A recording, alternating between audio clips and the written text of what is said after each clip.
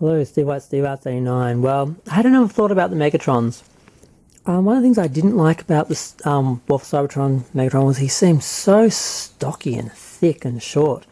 And I didn't like him. I didn't understand why. I'm like, Megatron to me was always a slim, sleek figure. I think that was because when I bought this Japanese reissue, I didn't realize that the legs could stand out in this position.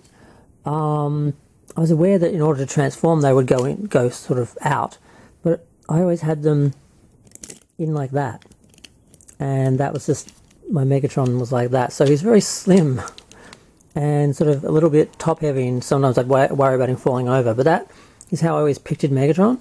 And then when I'd see one like that, it just felt really chunky and chonky and thick.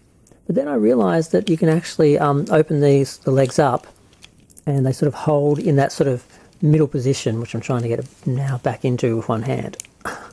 Can't quite do. Oh, it's not working for me. But yeah, the position I had it in before, you can put it in, and the legs there, they stay in place like that. The other one's not doing it for some reason. Oh, the gun was in the way. Okay.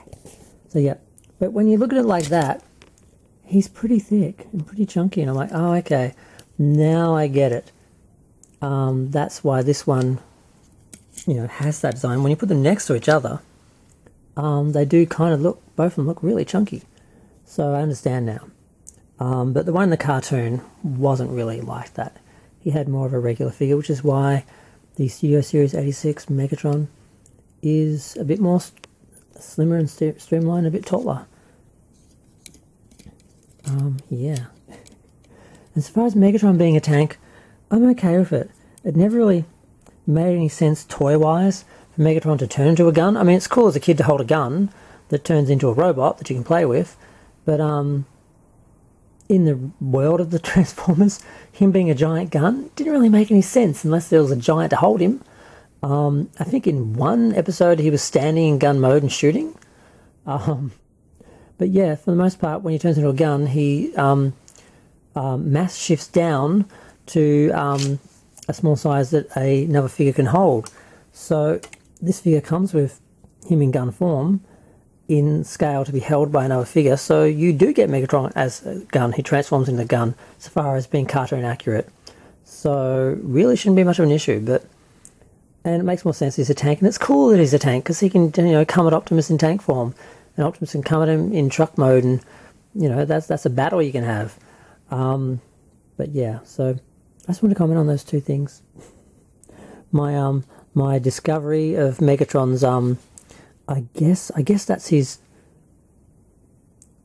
proper mode. I guess he's supposed to have his legs out like this and be a thicker, sturdier, more stable figure, but I've always looked at him as the other way.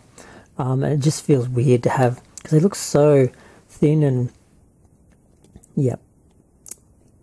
And the other thing I noticed with the reissue, which I want to comment on, he's got coppery eyes, because the original Transformer had sort of gold yellow eyes, like Soundwave, but in the cartoon they all had red eyes. So the new versions have red eyes, but the reissue here, they went in between. I just noticed this is the Japanese version, and they made them sort of like a coppery colour.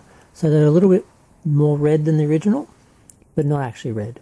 So I guess that was a little compromise they made that I just noticed today.